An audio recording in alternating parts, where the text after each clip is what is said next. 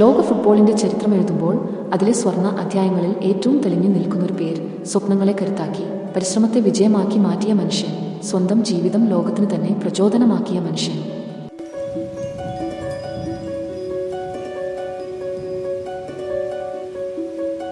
ഒരു സാധാരണ വീട്ടമ്മയുടെ കണ്ണീരിൽ നിന്ന് ജനിച്ച താരമെന്ന ബോധ്യം ഒരിക്കലും മറന്നില്ല. കുടുംബത്തെ ഉയർത്തി ലോകത്തിന് മുന്നിൽ അഭിമാനത്തോടെ നിർത്തി. വിജയം വെറും നിങ്ങളുടെ കാര്യമല്ല, നിങ്ങളെ വളർത്തിയവർക്ക് നൽകുന്ന നന്ദിയാണെന്ന് അദ്ദേഹം നമ്മെ പഠിപ്പിച്ചു. പോർച്ചുഗലിലെ മദേര ദ്വീപിൽ സാമ്പത്തികമായി പിന്നോക്കം നിന്നൊരു കുടുംബത്തിൽ ചിറകുമുറിഞ്ഞ പക്ഷിയെപ്പോലെ ജനിച്ച കുഞ്ഞായിരുന്നു റൊണാൾഡോ. ചെറിയ വീടിന്റെ ചുമരുകളിൽ വിശപ്പിന്റെ കരച്ചിലുണ്ടായിരുന്നു. പക്ഷേ ആ ചെറുപ്പക്കാരന്റെ കണ്ണുകളിൽ ഒരു വലിയ സ്വപ്നത്തിന്റെ ജ്വാല കത്തിക്കൊണ്ടിരുന്നു. അവൻ കളിച്ചത് സാധാരണയായി ഫുട്ബോൾ മാത്രം അല്ല, അവൻ കളിച്ചിരുന്നത് ജീവിതത്തിന്റെ പൊരുതലായിരുന്നു. ചെരുപ്പില്ലാതെ ഓടി, ചീഞ്ഞ പന്ത് തട്ടി, സൂര്യൻ തലയിൽ കത്തിയാലും മഴക്കണ്ണിൽ വീണാലും കളി അവസാനിച്ചില്ല. കാരണം റൊണാൾഡോയുടെ ഉള്ളിൽ ഒരു വിശപ്പുണ്ടായിരുന്നു. അത് ഭക്ഷണത്തിൻ്റേതല്ല, വിജയത്തിൻ്റേതായിരുന്നു. മറ്റുള്ളവർ ശരീരം ക്ഷീണിച്ചു വിശ്രമിക്കുമ്പോൾ അവൻ കൂടുതൽ വിയർപ്പൊഴുക്കി. നാളെ ഞാൻ ഏറ്റവും മികച്ചവനാകണം എന്നൊരു ഉറച്ച തീരുമാനമാണ് ഓരോ ദിവസവും അവനെ എഴുന്നേൽപ്പിച്ചത്. വലിയ മത്സരങ്ങളിൽ തോറ്റിട്ടുണ്ട്, അവസരങ്ങൾ നഷ്ടപ്പെടുത്തിയിട്ടുണ്ട്.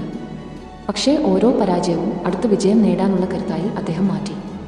ഞാൻ ഒരിക്കലും തോറ്റിട്ടില്ല, ഞാൻ പഠിച്ചിട്ടേയുള്ളൂ എന്നായിരുന്നു അവൻ്റെ മനോഭാവം. ഇന്ന് അവൻ ലോകത്തിലെ ഏറ്റവും വലിയ കളിക്കാരൻ.